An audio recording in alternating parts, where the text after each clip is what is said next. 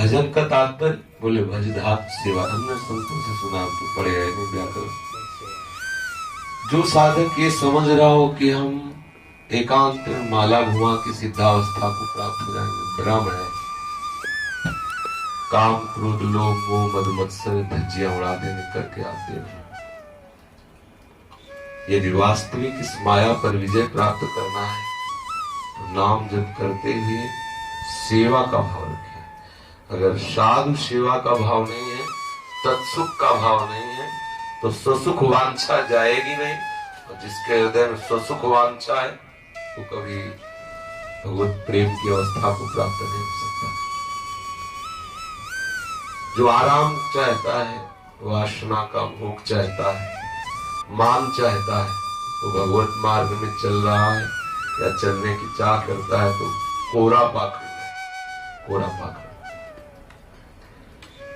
हम आपको सिद्धों की बात बता रहे, साधकों की नहीं। जगत प्रसिद्ध जगन्नाथपुरी के माधवदास बाबा जब वो ब्रजमंडल के दर्शन करने आए तो कई ब्रज में उन्हीं के ग्रंथ की चर्चा हो रही थी, उनको नहीं पता था। वहीं रुके हो आश्रम में, जब रुके वयोवृद्ध संत, एकदम वयोवृद्ध, आश्रम वासियों ने उनको वास किया। ये नहीं पता कि सिद्ध माधवदास बाबा जगन्नाथपुरी के हैं। तो जगन्नाथ जी उनके साथ खेलते, ऐसे महापुरुष। आश्रम में कहा जब तक हमें सेवा नहीं मिलेगी तब तक हम यहाँ नहीं रुकेंगे, यदि आपको यहाँ रोकना है तो हमें सेवा दो। बोले बूढ़े बाबा और तुम क्या करोगे? क्या सेवा करो? खाओ पियो भजन करो। बोले नहीं, सेवा नहीं मिलेगी तो हमें क्या सेवा, आप जो दे। बोले ऊपर सब गौशाला का गोबर जाता है, कंडा थापना, वहां बोले ठीक थापेंगे। उन्हीं की ग्रंथ की चर्चा, माधवदास बाबा का यश गाया जाए। लेकिन कोई उस समय फोटो वाला जमाना तो था नहीं, चित्र वाला, तो कोई जानता नहीं था माधवदास बाबा। और माधवदास बाबा उनके आश्रम में बूढ़े वयोवृद्ध सिद्ध संत घंटों कंडा थापते। जब कोई जगन्नाथपुरी से आए और उन्होंने माधवदास बाबा को देखा तो साष्टांग दंडवत की। सबने पूछा है, बड़े अकिंचन और से गरीब भाव से पूछा है कौन इनको दंडवत? अरे बोले जगन्नाथ ही माधवदास, जिनके हम जस गा रहे वैसे कंडा खाते। सब उसी दिन चले गए, वहां नहीं रुके। जी उनका यश हुआ कि हमें सब जान गए। अयोध्या के गोकुल भवन में रहते थे उनके शिष्य परमहंस जी। अब कभी सुदामा कुटी में, कभी मलुक पीठ में देखे जाते हैं। छोटा शरीर है, सांवले रंग के, बहुत ही अच्छी स्थिति है उनके गुरुजी के प्रताप से। उनके गुरुजी श्री पूज्य स्वामी परमहंस राम मंगल दास जी ऐसे महापुरुष थे कि हजार हजार वर्ष के संत उनसे मिलने आते थे, हजार हजार, जो अव्यक्त रूप से ऐसे। पर उनकी क्या सेवा थी, रात्रि में उठते गोकुल भवन में जितनी लेटरिन बाथरूम वो खुद साफ करते और फावड़ा लेते रात्रि 2 बजे 1 बजे 12 बजे, और तसला लेते पूरी अयोध्या की गलियों में जहां कोई मल कूड़ा थूक ऐसा। तब उनका ऐसा प्रताप उदय हुआ, बड़े बड़े सिद्ध उनके दर्शन करने आते। अपने ब्रजमंडल में परम सिद्ध श्री नारायण स्वामी का नाम, कौन ऐसा है वो जो भी भक्ति या प्रेम मार्ग में चलेगा, नारायण स्वामी का तो नाम जानते हैं, क्योंकि उनके दोहे प्रेम मार्ग के परम सूत्र है।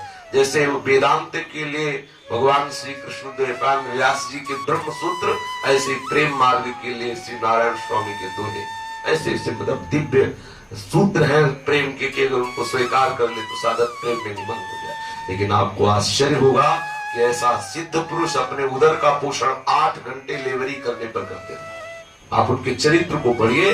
नारायण स्वामी कहीं भी मंदिर बन रहा हो, कहीं भी कुछ निर्माण हो रहा हो, 8 घंटे लेवरी करते हो। परिणाम में फल में क्या लेते? 4 रोटी मिल जाता।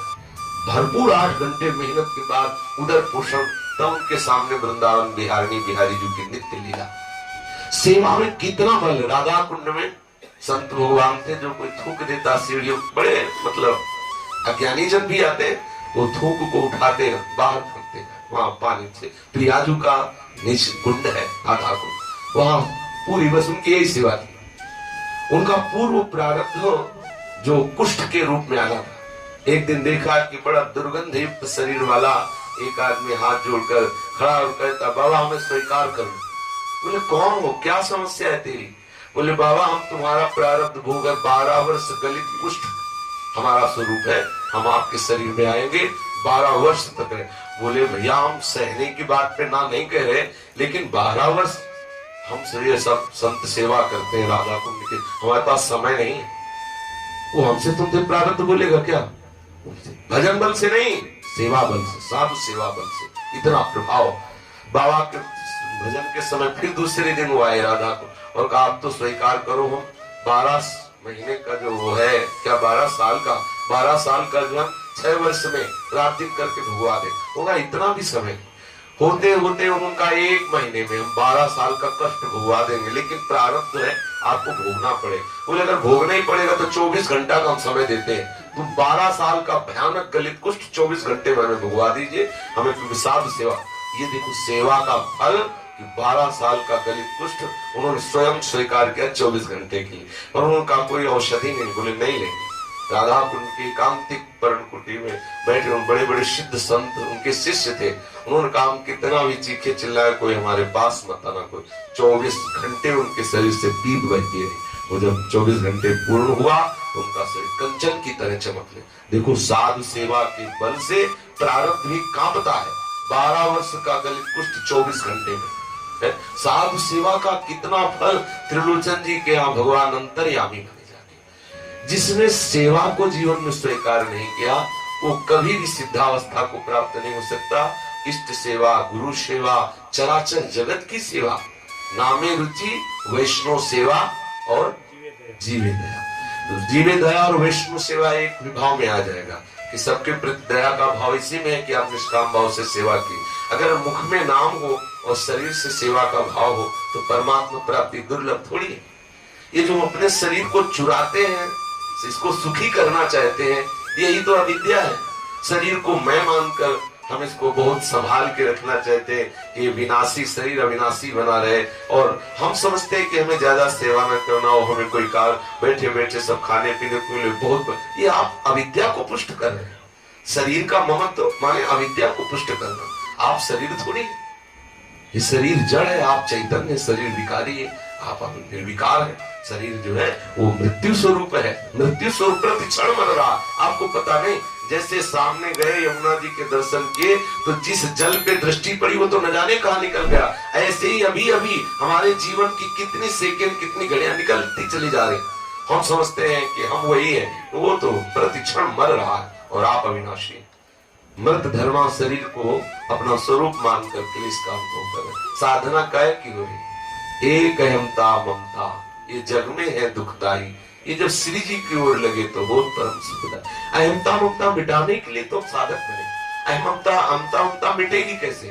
बिना सेवा के। साधना करने से अहम पुष्ट हो सकता है, नष्ट नहीं हो सकता, और सेवा से अहंकार का नाश होता है। किसी भी संत की से धाम में आप केवल परिक्रमा मार्ग में सोने लगा दीजिए, कहीं भी सेवा, और सेवा में जो जी चुराए तो शरीर का क्या करो, प्रारब्ध आएगा तुम्हें नष्ट करेगा, तुम्हें क्लेश प्रदान करेगा।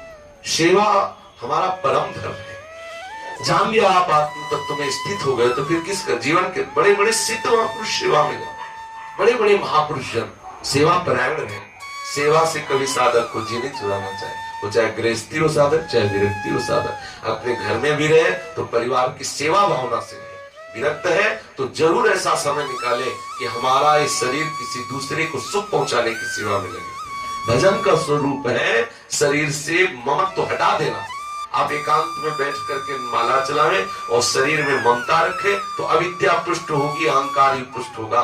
उसको नष्ट करने के लिए सेवा आवश्यक। किसी भी सिद्ध पुरुष की जीवनी देखिए, उन्होंने कैसी सेवा की। चराचर जगत को भगवान स्वरूप समझकर वैष्णव जनों की सेवा करने का जब भाव हृदय में आएगा ना तो अपने आप दिव्यता आने लगती है। स्वसुख वांछा में समस्त सद्गुण नष्ट हो जाते हैं, तत्सुख भावना में समस्त भागवतिक सद्गुणों का प्रादुर्भाव हो जाता है।